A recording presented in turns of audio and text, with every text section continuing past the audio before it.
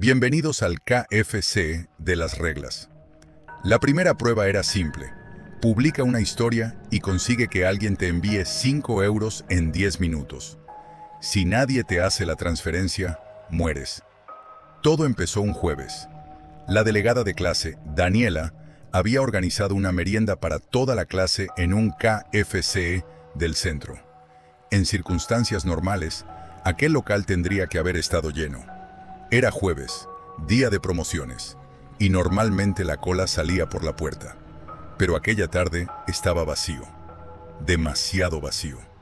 Solo estábamos nosotros, y unos pocos empleados inmóviles detrás del mostrador, tiesos, sin expresión, como figuras de cera. La comida acababa de llegar a la mesa cuando sonó un pitido agudo y desagradable por toda la tienda. Todos nos quedamos quietos. Alguien incluso se rió y le preguntó a Daniela si aquello era parte de alguna actividad sorpresa. Daniela se puso pálida y negó con la cabeza. Yo me llamo Clara Martín y en ese momento lo único que quería era comer y volver a la residencia. Ni juegos, ni bromas, ni dinámicas de grupo. Acababa de meter la pajita en mi batido cuando Marcos, que estaba a mi lado, se levantó de golpe y me tiró la bebida de un codazo. Estuve a punto de insultarlo, pero entonces vi que no estaba mirándome a mí. Estaba mirando fijamente la pantalla electrónica que colgaba sobre el mostrador. Seguí su mirada.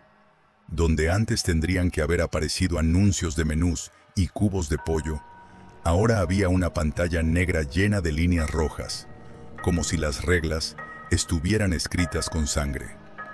Bienvenidos al juego de las reglas del jueves de KFC. Respetad las siguientes normas. Primera, está prohibido consumir comida de cualquier otra marca dentro del restaurante. Segunda, las patatas deben comerse con ketchup, los nuggets con salsa agridulce. Tercera, las patatas solo pueden comerse en número impar. Las palomitas de pollo en número par. Cuarta, este establecimiento no vende ningún menú barato de combinación. Si detectáis un combo sospechoso, no lo consumáis. Quinta, el wrap especial picante de ternera ha vuelto por tiempo limitado. Sexta, el pollo original solo tiene 5 piezas estándar. Si aparece una pieza distinta, no la comáis. Séptima, los pastelitos de crema deben tragarse de un solo bocado. No prestéis atención al relleno. Octava, la cola debe terminarse antes de que el hielo se derrita por completo. Novena, está prohibido desperdiciar comida. Décima, está prohibido atacar a los empleados. Undécima, nadie puede abandonar el restaurante antes de que termine el jueves. Cuando terminé de leer, el restaurante entero estaba en silencio. Y entonces nos dimos cuenta de algo aún peor. Los empleados que acabábamos de ver detrás del mostrador habían desaparecido. Todos. Solo quedaba uno. Una figura inmóvil frente a la caja, con una enorme cabeza de gallo. No parecía un disfraz barato. Era demasiado real. La cresta roja temblaba ligeramente.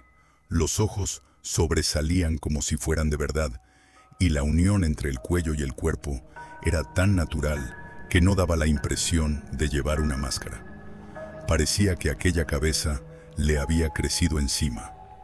Marcos todavía tenía en la mano la hamburguesa que había comprado de camino. Sin terminar de tragarse el bocado, le gritó a aquella cosa: ¿Qué coño os pasa? ¿De qué vais?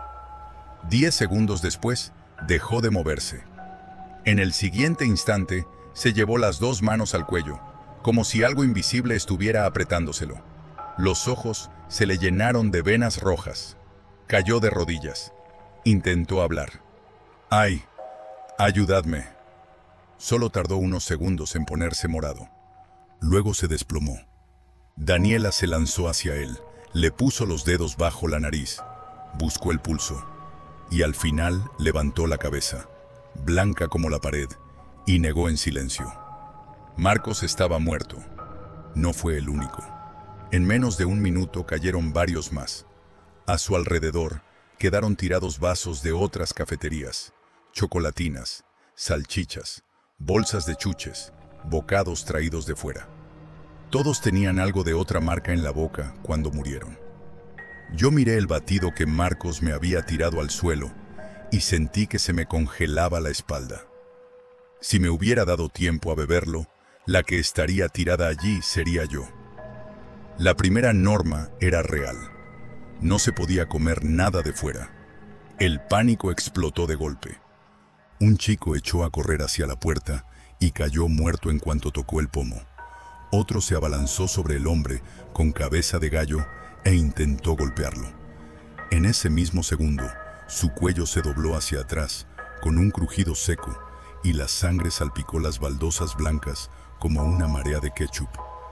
10ª norma: no atacar a los empleados.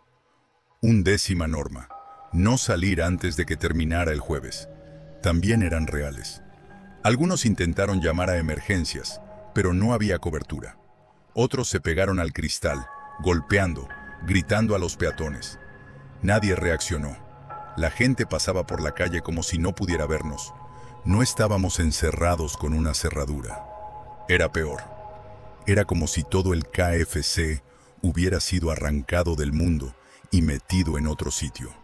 Entonces Daniela se subió a una mesa y gritó, con la voz temblando, que si queríamos vivir, teníamos que seguir las reglas y dejar de perder tiempo. Levantamos la vista. En el techo había aparecido una cuenta atrás gigante. Quedaban 8 minutos y 49 segundos. La primera prueba ya había empezado. Teníamos 10 minutos para publicar una historia y conseguir que alguien nos enviara 5 euros. Quien no lo lograra, moriría. Todos sacamos el móvil a la vez. Lo extraño era que no había cobertura para llamar, ni para mandar mensajes primero, ni para abrir chats. Pero las historias de Instagram, los estados y las publicaciones sí funcionaban. Yo estaba tan bloqueada que improvisé lo primero que se me ocurrió, algo con tono de broma, para que quien lo viera pensara que era un juego y picara. Publiqué algo así como: ¿cómo puede ser que toda la clase tenga pollo de jueves y Clara no? Estoy destrozada, transferidme 5 euros o lloro. En menos de un minuto ya tenía respuestas, risas, emojis. ¿Qué te pasa? ¿Te has vuelto loca? Muchos comentarios, ni una sola transferencia. Empecé a notar cómo me temblaban las manos. Entonces, en medio del murmullo, se oyó una voz ligera y casi orgullosa. ¿Tan difícil os parece? Yo ya he recibido varios. Era Sofía, la chica más popular de la clase. Guapa, segura de sí misma, con medio campus pendiente de ella. Para cualquiera aquello era una sentencia de muerte.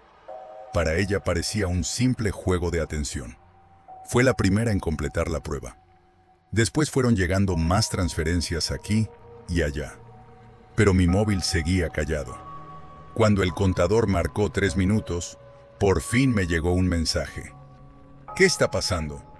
¿Por qué toda la clase está subiendo historias rarísimas? Era Laura, mi compañera de cuarto. La única de toda la clase que no había venido aquella tarde porque había pedido permiso para faltar. No tenía tiempo para explicarle nada. Solo pude escribir a toda velocidad. Estamos jugando a verdad o reto. Envíame 5 euros, rápido, o me toca castigo. Luego te lo devuelvo y además te hago favores todo el año. Vi cómo aparecía él escribiendo. Aquellos segundos fueron eternos. Y entonces llegó.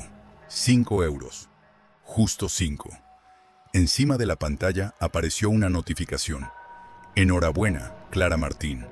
Has completado la recolección de fondos. Se me aflojaron las piernas. Pero aún quedaban 2 minutos. Levanté la vista. Todavía había varios compañeros sin dinero. Así que me puse en pie y grité que Laura había respondido, que quien aún no hubiera completado la prueba se acercara, que podía pedirle que les transfiriera también a ellos. 4 o 5 vinieron corriendo hacia mí como si yo fuera una cuerda lanzada desde un helicóptero. Mandé todos sus nombres de golpe. Le supliqué a Laura que hiciera el esfuerzo, que luego se lo devolveríamos multiplicado si hacía falta. Esta vez tardó mucho más en responder. Al final escribió solo una frase: paso. ¡Qué pereza! Los que estaban a mi alrededor se derrumbaron. Uno me agarró de los hombros y me gritó que le dijera que le pagaría 10 veces más. Otra me arrancó el teléfono de la mano y mandó un audio llorando, suplicando, diciendo que no era ninguna broma, que de verdad iban a morir. Laura tardó unos segundos. Después nos mandó una nota de voz. La voz le sonaba fría, mucho más fría de lo normal. Dijo que en su cuenta solo tenía 5 euros y que ya me los había dado a mí. Y añadió: si queréis culpar a alguien, culpaos a vosotros mismos por robarme la ayuda económica de este curso. El restaurante entero se quedó mudo. Una chica se desplomó al suelo antes incluso de que terminara la nota. Otra rompió a llorar, diciendo que ella no había hecho nada.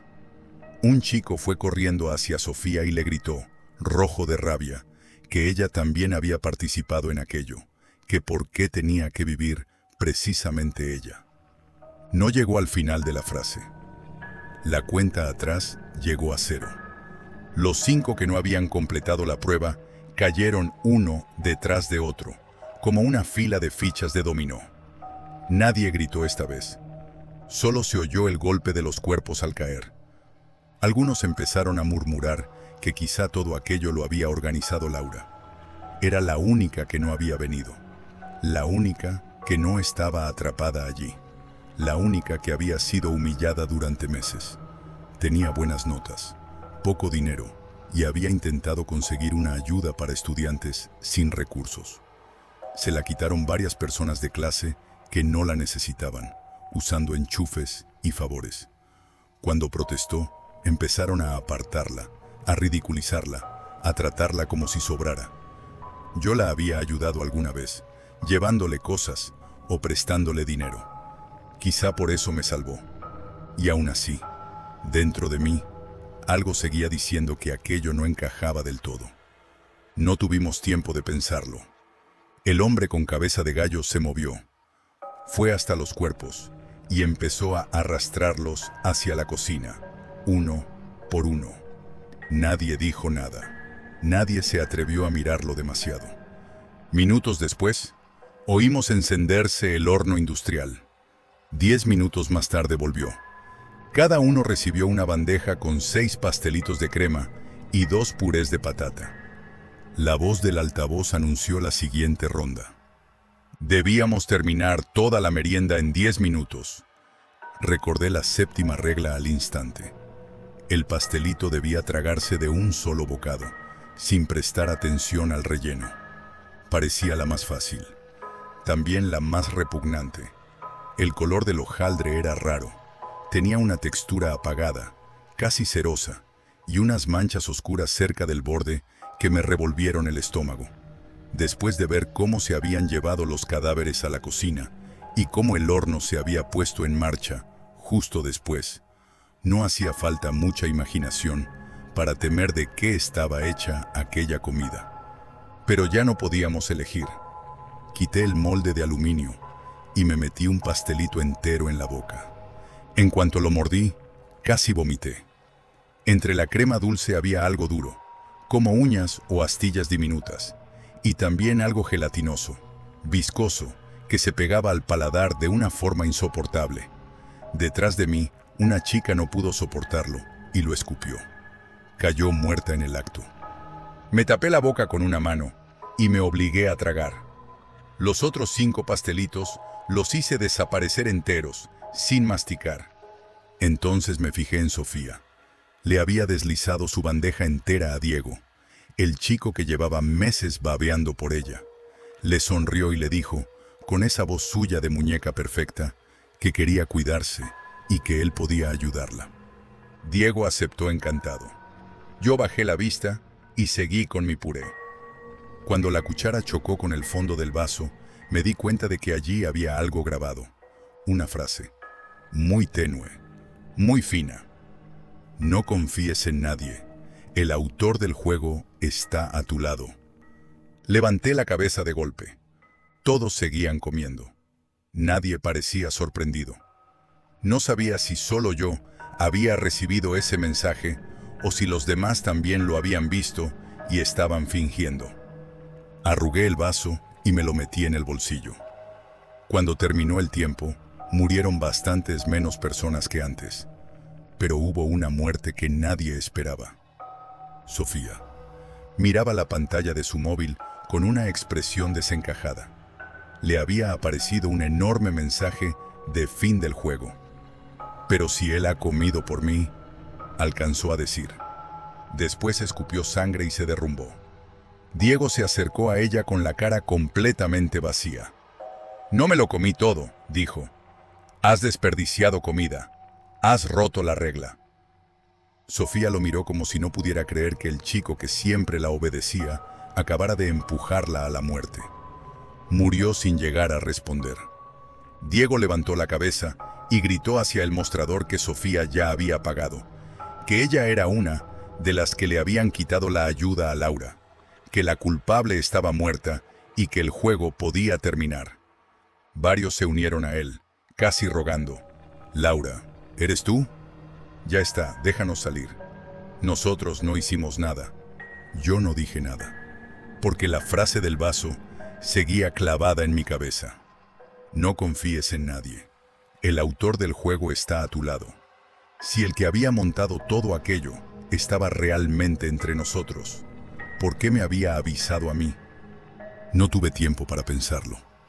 El hombre con cabeza de gallo volvió a arrastrar cuerpos a la cocina.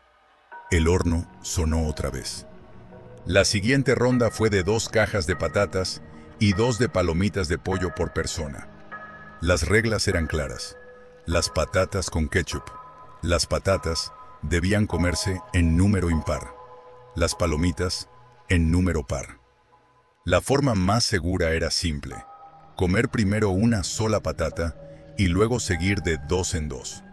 Así el total siempre acabaría en impar. Yo acababa de empezar cuando Bruno, en la mesa de al lado, comenzó a contar en voz alta. 15, 16, 17, 18. Cada vez más fuerte, como si quisiera incrustar sus números dentro del cerebro de todos. Muchos empezaron a perder la cuenta. Otros, nerviosos, se pusieron a gritar sus propios números por encima de los demás. El restaurante se convirtió en un mercado histérico, lleno de voces superpuestas. Arranqué 2 trozos de servilleta, me los metí en los oídos y seguí comiendo. Al final, mis patatas acabaron en impar, pero me sobró una palomita. Paula, la chica sentada enfrente, también iba a terminar en impar. Me comí una de las suyas y así las 2 cerramos en número par. Aquella ronda mató a mucha gente, a casi todos los que Bruno había descolocado con su numerito. Pero Bruno salió indemne, sonriendo incluso, como si de verdad hubiera tenido suerte. No me lo creí. Demasiada suerte. La tercera ronda llegó enseguida. 3 cajas de nuggets y 3 colas para cada uno. La norma decía que los nuggets debían llevar salsa agridulce y que la cola había que terminarla antes de que el hielo se derritiera. Mi primera reacción fue abrir la bebida. Entonces vi que Daniela no había tocado la suya. Le pregunté por qué. Me dijo casi avergonzada que estaba con el periodo y no quería beber algo tan frío. En otra situación me habría dado risa. En aquella me dio miedo, porque significaba que había otra razón. Empujó el vaso hacia mí, como si quisiera que yo bebiera por ella, y en ese momento mi mirada volvió a la cuarta norma. El local no vendía menús baratos sospechosos, nuggets y cola. Era justo el tipo de combinación que podría parecer un menú trampa. Antes de que yo pudiera advertir a nadie, Bruno se levantó de golpe y gritó que no tocáramos la comida, que era una trampa, que aquello tenía que ser un combo prohibido. Todos se congelaron.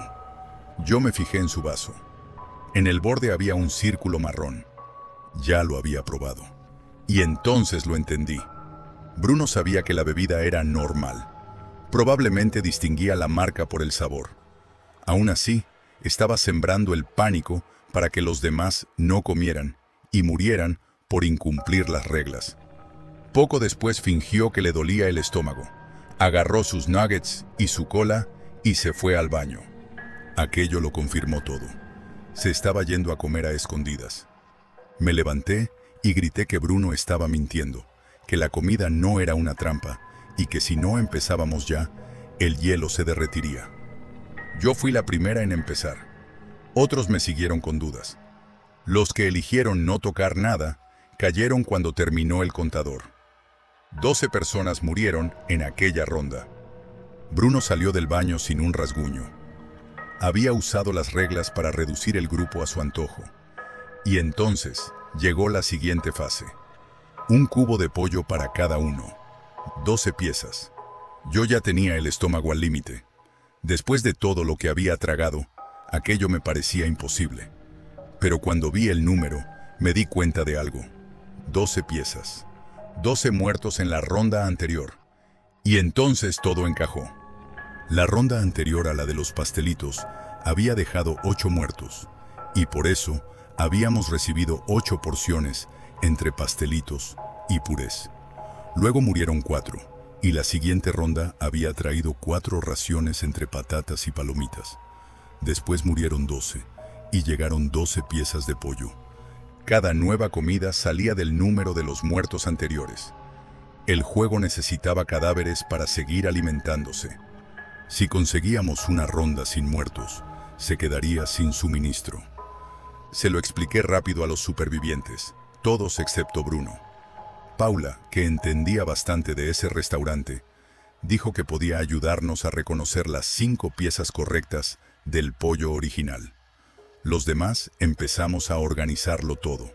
Separar piezas dudosas. Comer primero lo más seguro. Ayudar los que aún podían tragar a los que estaban al límite. Por primera vez, desde que empezó el infierno, parecía que estábamos trabajando juntos. Y funcionó.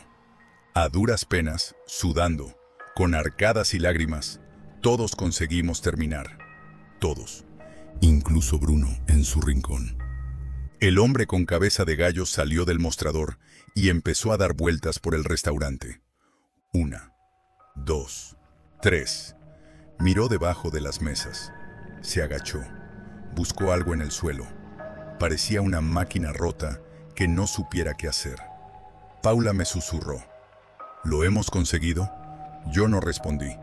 Y no me equivocaba. A los pocos segundos, el gallo levantó la cabeza y soltó un canto agudo y monstruoso. Los altavoces comenzaron a repetir la misma frase una y otra vez. No se detecta fuente de alimento. Tras decenas de repeticiones, el gallo sacó del mostrador un juguete de menú infantil, un pollito de plástico. Lo colocó en la mesa redonda del centro. La voz anunció una prórroga. Como ya no había alimento disponible, el pollito decidiría quién sería la siguiente materia prima. Ya no se trataba de resolver reglas. Ahora era un sorteo de sacrificio. Nos sentamos alrededor de la mesa. El juguete empezó a girar con una musiquita infantil espantosa. La canción hablaba de pollitos, de granos, de peleas, y acababa preguntando dónde estaba el último pollito, justo antes de responder, en un pollo crujiente y dorado. Cuando el juguete se detuvo, apuntaba directamente a Diego. Diego cayó de la silla gritando que no era justo, que él había ayudado a la gente, que incluso había comido por otros, que por qué le tocaba a él. Nadie respondió. El hombre con cabeza de gallo se lo llevó arrastrando, mientras Diego seguía diciendo que era culpa mía, que si yo no hubiera insistido tanto en salvarnos a todos, él no habría acabado siendo el elegido. Aquello me dejó peor de lo que esperaba. Porque aunque Diego hubiera enviado a Sofía a la muerte, parte de mí no podía dejar de pensar que tal vez había razón en algo. Salvar al grupo también había creado un nuevo tipo de condena. Paula me tocó el brazo y me dijo que no le hiciera caso. Pero la siguiente prueba fue todavía más cruel. El altavoz anunció un evento especial, el regreso limitado del famoso wrap picante de ternera. Esta vez no nos dieron un wrap entero. Nos dieron fragmentos. Cada uno recibió una porción. Seguíamos siendo 6. 6 trozos. Pero un wrap completo solo necesitaba 5. Eso significaba que uno de nosotros sobraba. Ya no era azar. Era elección. No hizo falta explicar demasiado. Todos lo entendimos en el momento en que empezamos a juntar las piezas. Y casi sin discutirlo, el elegido fue Bruno. Él se quedó mirándonos y en lugar de suplicar, soltó una carcajada inquietante. ¿Creéis que vais a salir?, dijo. Vais a ir cayendo uno por uno, todos. Lo dejamos fuera. Murió. Y comimos. Pero el juego no había terminado. Volvieron a traer más piezas del mismo wrap. Esta vez las porciones ya no eran iguales. Algunos teníamos 2 lados, otros 3. Para reconstruir un wrap completo, hacía falta sumar 5. Eso obligaba a formar combinaciones exactas. Yo tenía 2. Paula tenía 3. Nos miramos y nos unimos en el acto.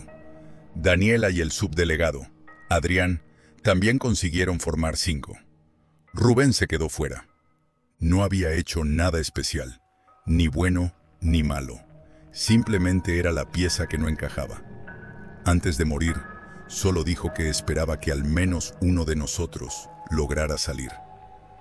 En la siguiente ronda, el juego se volvió todavía más perverso. Yo tenía 3. Paula y Adrián tenían 1 cada uno. Daniela tenía 2. Eso significaba que yo podía salvar a una persona, o a 2. Si me unía a Daniela, formábamos 5. Si me unía a Paula y Adrián, también. Mi elección decidiría quién moría. Elegí salvar a 2. Daniela me miró con una mezcla de miedo y rabia. «¿Crees que esto es un dilema moral?», me dijo. «¿Crees que salvar a más gente es lo correcto? Pero te equivocas. Este juego no va a parar. No quiere que alguien gane. Quiere vernos caer uno a uno». Tenía razón. A esas alturas todos lo sabíamos. Entramos siendo 37. Ahora ya casi no quedaba nadie. Adrián cayó en la ronda siguiente. Y al final, solo quedamos Paula y yo. Nos quedamos frente a frente, sin hablar. El hombre con cabeza de gallo colocó sobre la mesa la última comida. Un wrap completo. Uno solo. Antes de que pudiera reaccionar, Paula me empujó. Caí al suelo y ella se lanzó sobre la bandeja como un animal muerto de hambre. Empezó a devorarlo, llorando, pidiéndome perdón mientras masticaba. «Lo siento, Clara. Lo siento. Pero quiero vivir. De verdad quiero vivir». Yo me quedé en el suelo mirándola. Y entonces vi el error. El wrap que había servido el gallo no tenía 5 lados. Tenía 6. Paula estaba tragándose la pieza equivocada. Se atragantó a mitad. Empezó a toser, a escupir sangre, a intentar respirar sin conseguirlo. Antes de morir me metió algo en la mano. Era un vaso de puré arrugado. Lo abrí. En el fondo estaba grabada una frase. «El juego solo admite un ganador». Me quedé helada. Mi vaso no decía eso. El mío decía que no confiara en nadie, que el autor del juego estaba a mi lado. Corrí hacia las papeleras y empecé a sacar vasos usados, uno tras otro. Todos decían lo mismo. El juego solo admite un ganador. Solo el mío era distinto, y en ese instante lo comprendí todo. Daniela se había vuelto fría por esa frase. Bruno había saboteado a los demás por esa frase. Paula me había empujado por esa frase. Todo el mundo había recibido el mismo mensaje. Si quieres vivir, tienes que ser el último. Pero entonces, ¿por qué el mío era distinto? Si el autor del juego estaba a mi lado, solo quedábamos 2 en el restaurante. Yo y el hombre con cabeza de gallo. Caminé hasta el mostrador. La figura seguía quieta, como si me hubiera estado esperando desde el principio. Y entonces habló por primera vez. Su voz me resultó insoportablemente familiar. «Enhorabuena, Clara Martín. Has superado el juego por 999 veces. ¿Deseas entrar en la siguiente vuelta?» Me quedé congelada. ¿999? ¿No era la primera vez? El dolor me atravesó la cabeza de golpe, como si alguien me hubiera abierto el cráneo por dentro. Extendí la mano, agarré la cabeza de gallo y tiré con todas mis fuerzas. La máscara salió, con sangre, con carne, y debajo estaba mi propia cara, exactamente la mía. La otra yo me sonrió. «Hola, Clara», dijo, «¿ya te has acordado?» Y entonces lo recordé. Todo. Los jueves, las risas, la humillación. No era la primera vez que vivía aquello. Era la primera vez que lo recordaba del todo. Ellos me habían destrozado durante 3 años. Me obligaban a comer sobras asquerosas porque sabían que no podía permitirme comprar comida como ellos. Me metían cosas repugnantes dentro de los pastelitos. Me hacían ponerme un disfraz de gallo en obras de teatro ridículas para poder golpearme por realismo. Me embadurnaban los libros con ketchup.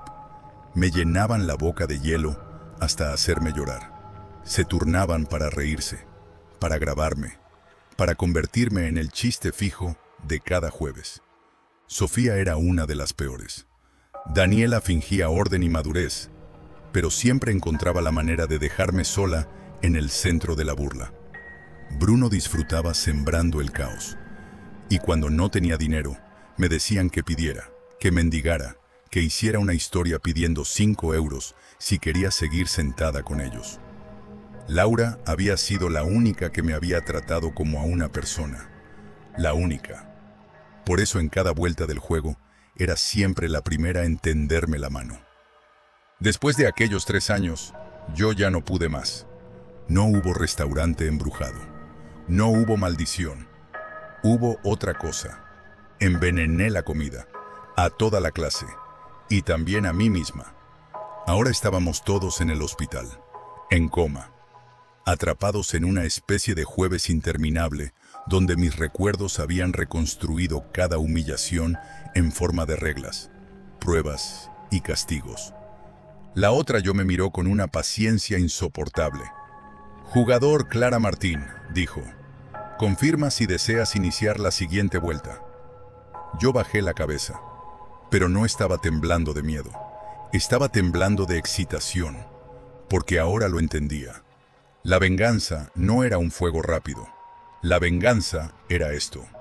Un jueves eterno, verlos asustarse, ver cómo se traicionaban, ver cómo se aislaban entre ellos, ver cómo acababan repitiendo exactamente lo que me habían hecho a mí. Levanté la vista y sonreí. «Sigue». La otra yo me devolvió una sonrisa perfecta, vacía. «Muy bien, Clara Martín. La partida número 1000 está a punto de comenzar. Disfruta del juego». Y un segundo después, el pitido volvió a sonar en todo el restaurante. La voz regresó. «Bienvenidos al KFC de las reglas. Publicad una historia pidiendo 5 euros para comprar pollo. Quien no reciba una transferencia en 10 minutos, morirá». Solté el vaso que tenía en la mano y levanté la vista alrededor, fingiendo confusión. «Daniela», pregunté como siempre, «¿esto qué es? ¿Otra actividad rara de clase?» Días después por internet empezó a circular un informe no oficial. Decía que en una universidad de Madrid había ocurrido un caso de intoxicación masiva, que toda una clase había terminado en cuidados intensivos y que solo una alumna, Laura Navarro, se había salvado por no haber acudido a la merienda de aquel jueves. Según su testimonio, la responsable, Clara Martín, había sufrido durante 3 años acoso continuado por parte de casi toda la clase, humillaciones, violencia, burlas relacionadas con la pobreza, aislamiento. Laura había intentado ayudarla en varias ocasiones y por eso también había sido apartada.